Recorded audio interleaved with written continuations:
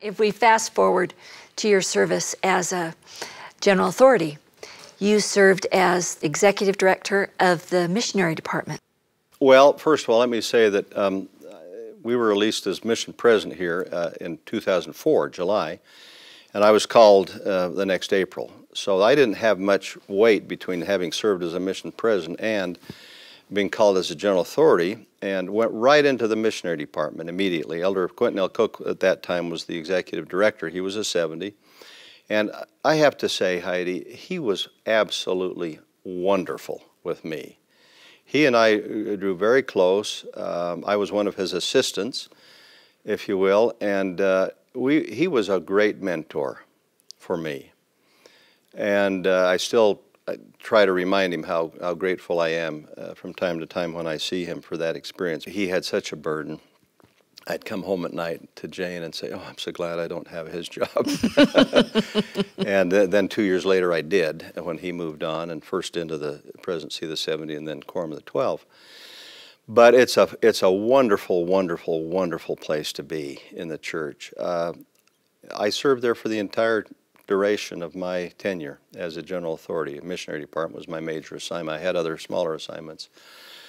But it's such a dynamic place, you know, with 50,000+ missionaries out in the field, and 345 missions, which we now have, and the identifying and recommending of new mission presidents every year, about 120 to 125, and the culling through of those, and dealing with missionary issues, health issues, or accidents, or whatever the issues are we would deal with. It was in a way like walking in the morning into a buzzsaw, but a wonderful buzzsaw.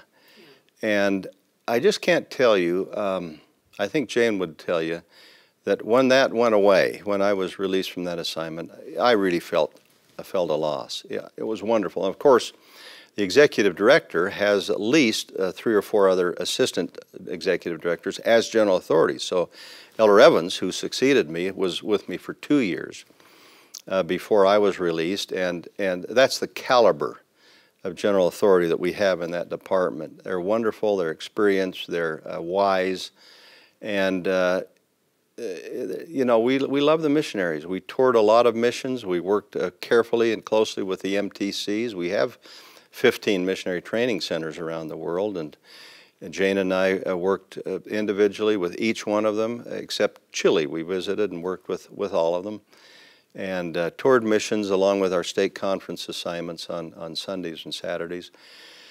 I can tell you that the missionary department is a great organization. Wonderful, great staff in the missionary department, but just daily contact with something going on in the missions.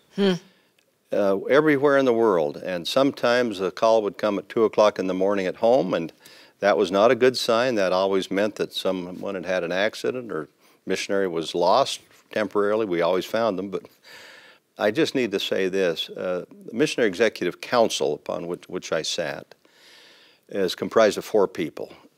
Generally 2 apostles, and then a member of the presiding bishopric, and then the executive director of the missionary department.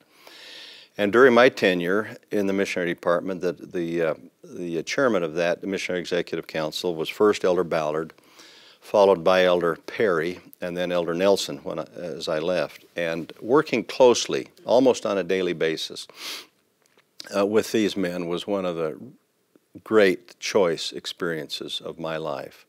They're different, very different in their approach to managing, if you will, but all had a great focus on missionary work, and you knew exactly what they wanted and what they needed, and you just did your very best to do that and to follow through. You know, the senior brethren are just absolutely incredible to me, because they have every right, I suspect, to act aloof or to be a little more important, but they're not.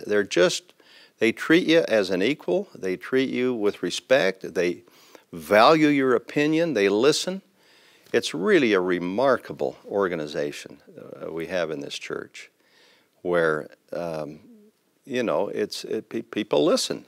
Even the most senior brethren. I've made presentations as executive director of the missionary department of the first presidency of the 12. They ask questions. They listen. They process it. and they respect your opinion. It's just, you know, and often I would think, you know, who am I to be suggesting this? And then to my surprise, they would process it and listen to it and appreciate it and sometimes act on it, sometimes not. But it was a wonderful thing.